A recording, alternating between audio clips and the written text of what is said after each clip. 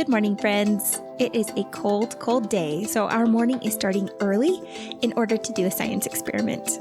I've never been able to do this before, and it was really fun. I know that you can't probably see it the very best, but it's the old boiling water turning into quote-unquote snow. It was so fun. My son and I did this together and then enjoyed some hot chocolate afterward.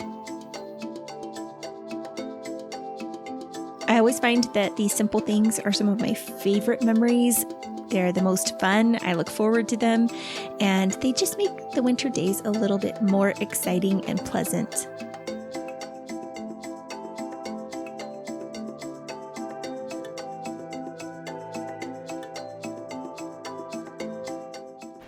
Oh my goodness, my friends. It is only supposed to be like a couple of degrees today, Fahrenheit.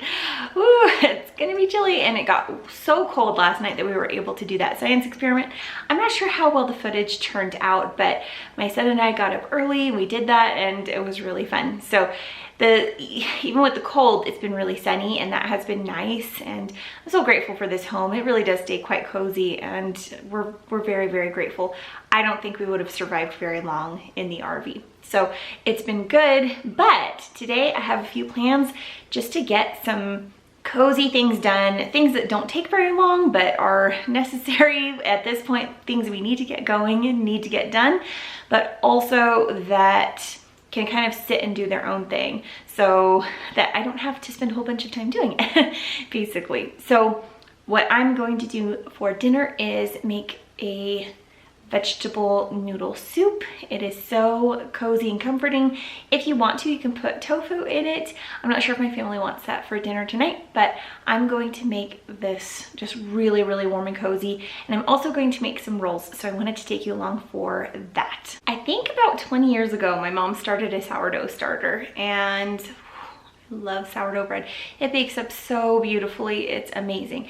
This is a firm starter. It is not a soft or a liquid starter, and I really appreciate that because in spite of how much abuse it gets, you can leave it untended. You don't have to feed it every day. It will stay alive, all of that sort of thing. Kind of woke it up the other day, but I want to get it woken up a little bit more, and I may or may not be able to film it today, but if it rises enough and does enough that it needs to do, I will start a loaf of sourdough bread. But I figure in the next couple videos, I will take you along as we make some bread. Let's go get that starter going and then dive right into getting those rolls started as well.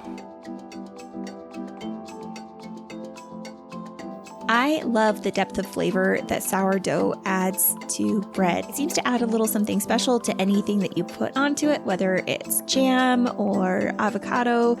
It's so good. I don't know why I quit making it, but I do find that when I make it regularly, it really has to become a part of my daily routine, my life, and just becomes a habit, sort of. So I need to make sure that now that I have this starter going, I make it a habit and keep it going. Here are my rolls. I make them differently all the time. I do have a video on how I make my rolls from a couple of videos back, but honestly, I do it differently all the time. So this day I'm making dinner rolls that are going to be a little bit more chewy. They are not going to be as soft and fluffy as others, but they turned out so delicious. I will try to remember to write the recipe down in the box below, but I can also link the video where I show you how I make my other dinner rolls that are a little bit fluffier than these.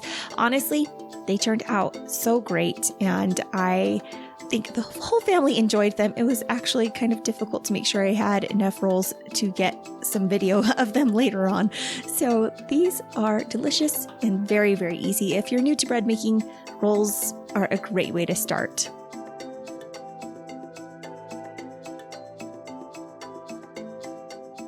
I know that we are way past Valentine's Day, but I wanted to share this footage with you to show you how easy it is to make a deco mesh wreath. It's like a bubble wreath, I think. There are plenty of YouTube videos out there, and I found a whole channel that's just dedicated to making bubble wreaths, which is amazing. They had a ton of videos too. I don't want to make a ton of wreaths, but I did want to have one for Valentine's Day. I find that having a couple of things up for decorations, especially in the wintertime, helps to signify that the time is passing, things are changing, there's something fun to look forward to, and for me, decorations are actually pretty important. I know that might sound surprising to you because some of you have found me because of my Minimalist podcast, and my YouTube channel is called How to Be a Minimalist, but honestly, it is important for me to have a few decorations so that I can enjoy the time that I'm in. I personally enjoy holidays. I find that they're fun to look forward to. My kids love the traditions that we have, but we keep them simple. We don't do anything really crazy. We don't spend a ton of money. We don't spend a bunch of time doing things that we don't want to do, but the things that we enjoy have certainly made a good impact in our lives. And I think that's kind of the balance we've found. So I love making things. It's fun to do that. I don't have to make a ton of stuff, but I enjoyed the way the wreath turned out, and my family liked it too. I kind of picked up this trick in the Pacific Northwest where things were just rainy all the time and it seemed very, very similar every day. While I don't feel the same here in Utah, I definitely think it's a tradition that I will continue on, mostly because it just makes life a little bit more fun and enjoyable.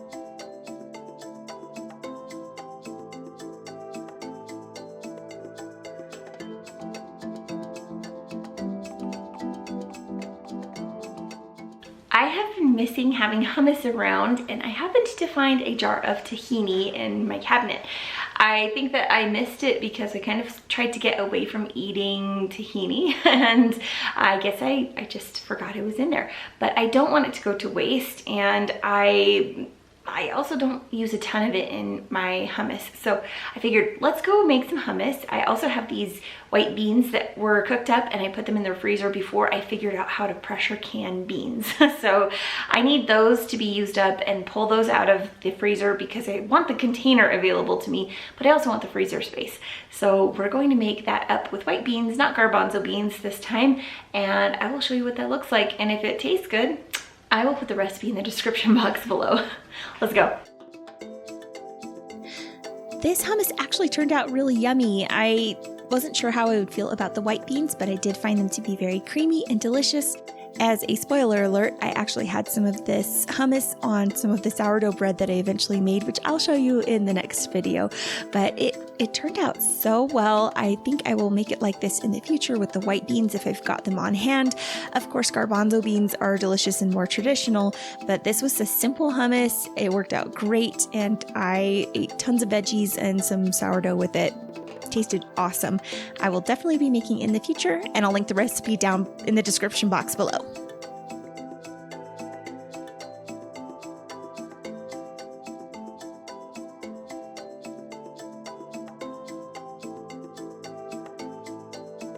Real quick, I want to talk about the pantry challenge. I am enjoying it so much. It has been so beneficial. It has stretched me as far as making sure I'm cooking from like scratch, like deep scratch. It has been really good. I also have been able to get some things out of my freezer. I also can't tell you how glad I am that I learned how to pressure can beans. If nothing else, if I pressure can nothing else, I'm so glad that I learned that skill. It has been so helpful. I've really enjoyed it.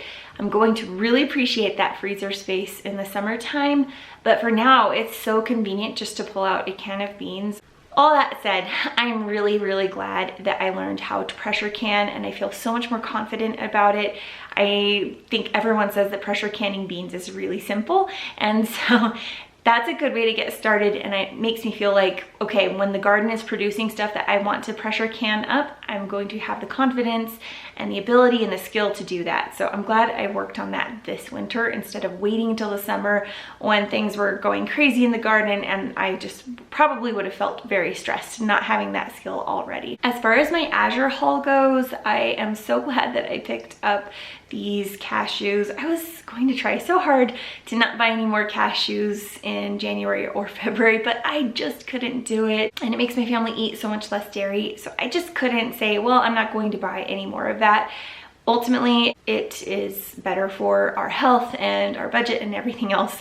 So I ordered a 5-pound bag of cashews, whole raw cashews. That's my favorite. I also purchased curry powder so that I could use that in my tofu freezer meals that I made in the last video. And honestly, I made those without the curry powder because it didn't come in time and I just had to eat those. They were tempting me in the freezer. So we ended up having those for a couple of meals and they were so delicious. I ordered a bunch of canning lids and those came as well and they look good. I haven't tried them yet. So I am excited to get those going in probably the next batch of canned beans that I use or that I make up. So I'll use those and I'll let you know if I like them. Another thing that we've been going through like crazy on this pantry challenge, because I'm not buying very many crackers or anything like that for my kids, is popcorn. We've been going through a lot of popcorn. I knew that my kids would protest if we ran out of that. Since I was placing an Azure order anyway, I ordered a bag of popcorn. I just looked it up and that was a 5-pound bag of organic yellow popcorn and it's the Azure brand. It's so good. The kernels are really plump and it has popped up beautifully every time we've made it. I will definitely be buying that popcorn again. Really good, high quality. The kernels are super plump. Very delicious. I've talked about Azure Standard before in my videos, so I will make this very brief. Basically, you can either pick up from a drop location or you can have the product sent to you. I'll leave my referral link down below so that you can click over to it. And if you happen to shop through my referral link, that's awesome. And if not, that's okay. Just go check it out. They have so many products. And if you're in the US and you have a location near you, the drop is really, really a great way to go in my opinion. But I've had lots of things shipped to me. I find it very affordable for what I get value and quality wise. Today, I am so excited to share this veggie noodle soup with you. I love it so much. It's probably my favorite recipe I have created recently. It is delicious. You can add a lot of different things into this soup to make it like a tofu noodle soup, or add in some lentils or beans or rice, but today I'm going to add in tofu. I have made it with all of the others and they all taste delicious. Having this base that's so rich in onion and potato, celery and carrots, and then these really great spices and herbs, it just makes it so comfy and cozy and warm. On this cold day, it is exactly what we needed for dinner, so it's so good. The whole house smelled delicious while I was making it. Everyone kept on asking when we were going to eat dinner. It was really good. And then having the rolls in the oven on top of it, like I can't think of a better dinner on a cold day. So this was perfect. I always make sure that I preheat my stovetop pots or pans. A lot of times people wonder why things burn when they cook without oil, and a lot of times it's because you need to learn how to use your pans for oil-free cooking, and that means preheating your pan so that the food quickly creates kind of like a little crust so that it doesn't just cook onto the pan if it's slowly heating up with the pan. So I usually heat up a pan on medium for a few minutes before I put anything on it, and then I start adding things. Also, add water. Don't be scared to add it, but add it just a little at a time to make sure that you can deglaze and get the pan doing what it's supposed to be doing just for you. You also can't just leave things there, which most of the time we can't leave things there whether we're cooking with oil or not. It's going to burn. But really, when you're using any type of pan and doing oil-free cooking, you need to make sure that you have your pan working for you. So preheat it, use a little bit of water at a time, maybe a couple of tablespoons. When I made this dinner, when I was kind of roasting and toasting these vegetables before adding in the water, I added in 1/4 cup of water 2 times in the cooking process. And I let these sit for about 15 minutes toasting and cooking up on the stove, just softening a little bit and letting those seasonings kind of soak in and meld into the vegetables.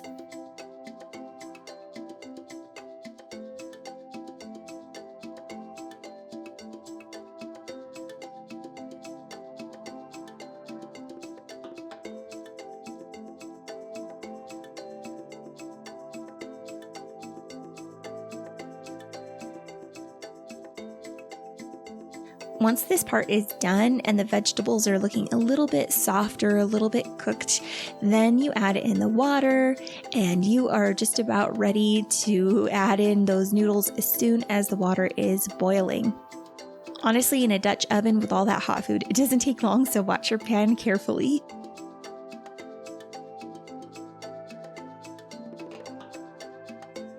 You are ready to put in the noodles and get that simmering.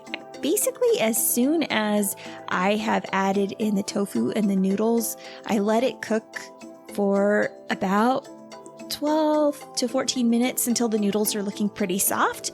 But I honestly don't want them to cook down too long because the noodles already have a tendency to get too soft anyway. So you kind of have to be careful with that. Really want to cook them just to al dente. You don't, even if you like them ultimately softer before you serve it, they're going to keep on cooking a little.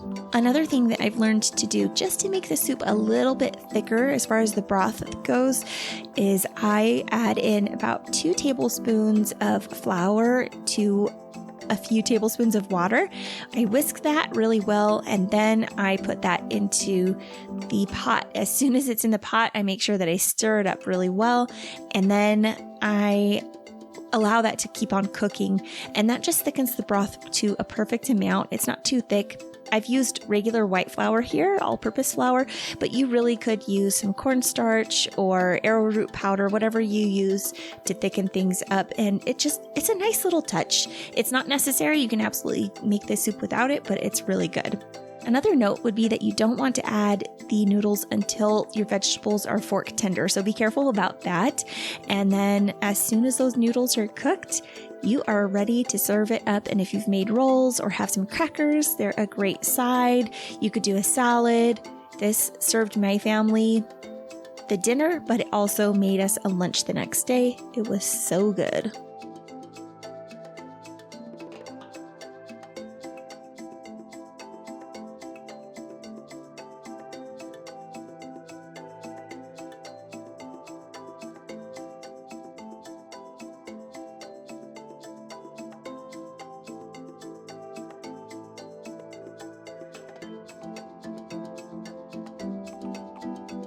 Whether you are just trying to get more vegetables in your diet, or if you are trying to be vegan, plant-based, more vegetarian, whatever, I hope that these videos are helpful to you and that you're getting something out of them, that they're helping you to just find your way, because sometimes it's a little bit difficult when you are going into a different food lifestyle. And for me, plant-based is definitely a lifestyle. I've had ups and downs and all kinds of things, but I am here. It's almost been 4 years that I've been plant-based solidly. I've been a vegetarian for 20 years, but I have been solidly plant-based for 4 years, and it's been such a joy in my life, and I've had so many benefits from it. So I hope that these videos are helpful to you. Remember, it is all about the experiences, not the stuff.